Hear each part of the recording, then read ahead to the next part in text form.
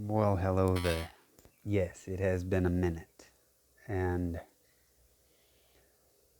today I want to talk about what it is that we are creating. Japan creating a sun, uh, China with innovations in these bursting stars and obvious weather modification. There's evidence of it out there. You could just go on the internet and see the UK and the United States has a website where they describe what it is that they are doing exactly. You look at NASA's creations, you see that they have machinery to build clouds. Then these clouds are seeded and weather is controlled. Now,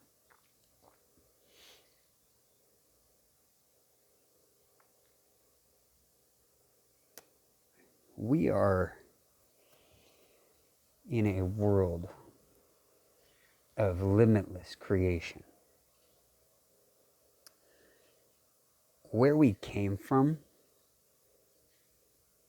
is no longer relevant. What we are now is the only thing relevant. Genetically speaking, too. We have evolved to have a left and right hemisphere in our brains. We have evolved to recognize we are not our bodies. And in our highest form of privilege, right? Having a home, having these luxuries, we have become distracted. But we are remembering now. We are recalling how powerful we are. We have evidence that 12,800 years ago or so, whatever was here experienced cataclysmic shifts. We have evidence that that's happened multiple times. The how, what, where, and why has been narrowed down scientifically. Geologists and archaeologists together have formulated, and with all the data that they've collected from all the different ways too, all the different countries, all the different specialists all over the world doing their unique individual studies, coming up and collecting the data. The most revealing one is, these glaciers. So knowing that we're in quantum times, we've proved this. We're starting to see that actually the past isn't the past.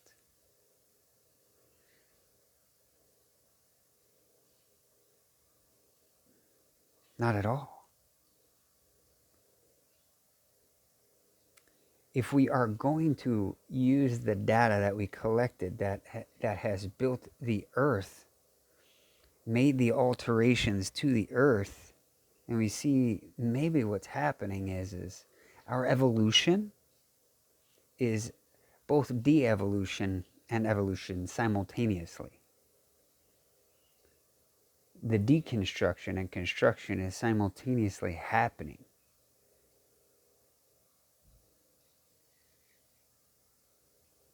That may seem very confusing, but just hear me out. Hear me out. All right. So, with quantum possibilities, you know that what is coming from your mind is appearing before you. And when we are distracted from this idea of appreciation, for example,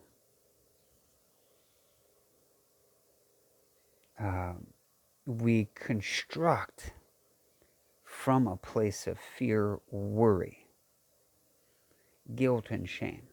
Not that those things aren't necessary. Listen to me closely here. They are. Just do not come from a place of of insecure vibration while you're constructing. When you lay down in your bed at night, remember the magnitude of what it took to construct the home that you're in. Find a level of appreciation that should be instant, just like in meditation. When you feel the soft bed that you're on, or the hard bed, or whatever bed it is that you're laying in, allowing you to rest. One of your superpowers as a human. Find a instant level of appreciation. Breathe. Allow the awareness of all that it took to construct that home. You don't have to distract yourself with all the suffering that our world has gone through. It's unnecessary. Nazi Germany, for example, was a perfect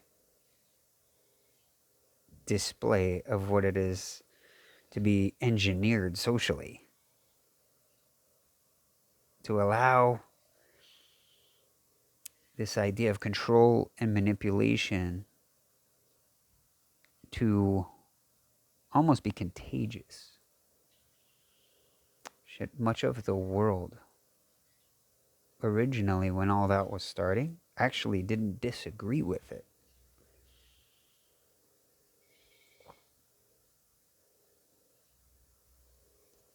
You see, we have evolved to have leaders.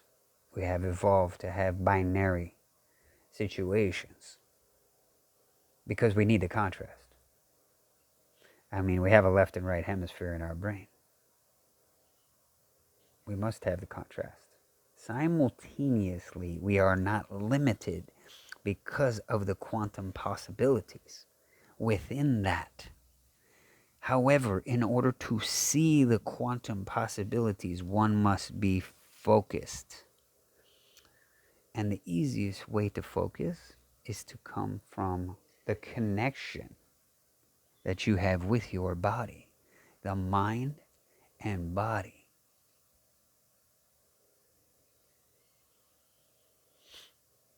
Now remember, though, that these chemical reactions that you are having,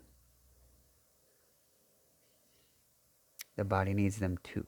However, the neurological situation going on here is steering the ship.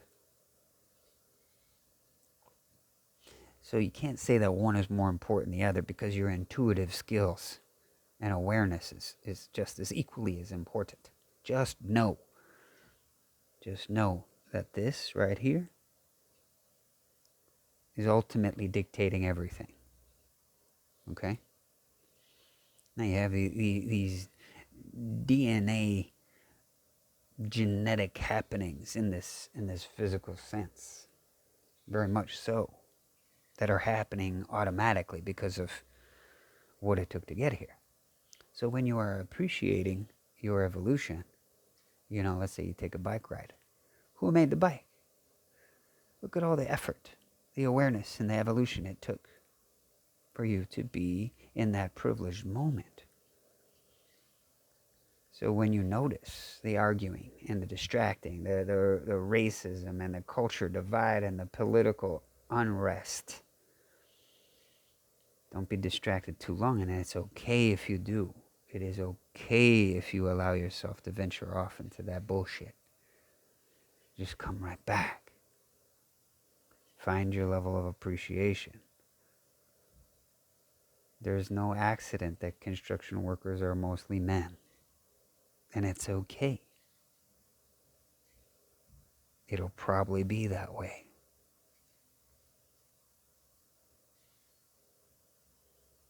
But when you deconstruct the man and don't allow him to be what he is, you are distracted. When you isolate culture and genetics and play the game of who did what, where, why, and how, with guilt and shame as your projection, and worry and fear as your manifestation. Don't be surprised those things that you are working on arrive for you.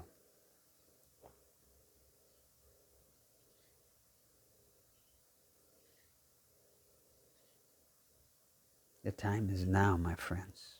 We have proof of a cataclysmic event 12,800, 900 years ago, where so much heat, so much pressure sparked diamonds. And these diamonds can cut any metal, right? Do you understand what that is?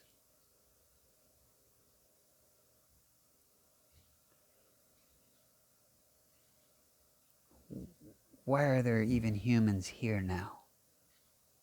How did we withstand that type of cataclysm? Where did we go? Why does Japan have a sun that they made, or China?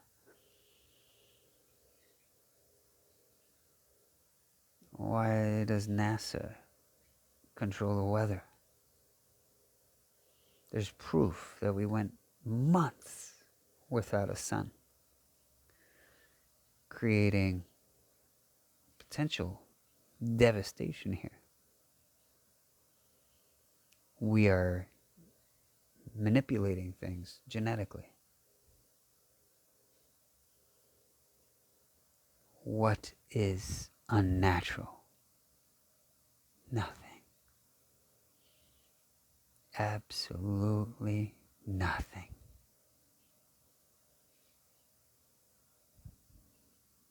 We made it. Focus. Refocus. Come back to now.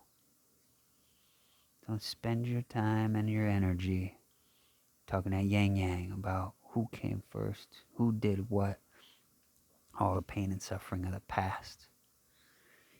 Use that awareness to create a new now and a level of appreciation that you made it, that your ancestors went through all that your past self survived